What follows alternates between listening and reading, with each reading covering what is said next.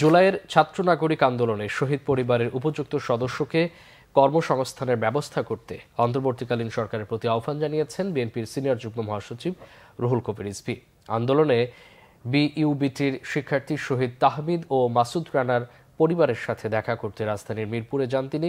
সাক্ষাৎ শেষে সাংবাদিকদের রুহুল কবির জানান, বিএনপির ভারপ্রাপ্ত চেয়ারম্যান তারেক রহমানের প্রতিষ্ঠিত আমরা বিএনপি পরিবার সংগঠনের পক্ষ থেকে শহীদ পরিবারের পাশে থাকার আশ্বাস দিয়েছেন তারা। আন্দোলনে আহতদের উন্নত চিকিৎসার ব্যবস্থার জোর দাবি জানান রিজভী। তিনি বলেন, পলাতক শেখ হাসিনা চিরকাল ক্ষমতায় থাকতে কোন দেশের সাথে কি গোপন চুক্তি করেছিল তা জাতির সামনে প্রকাশ করতে হবে।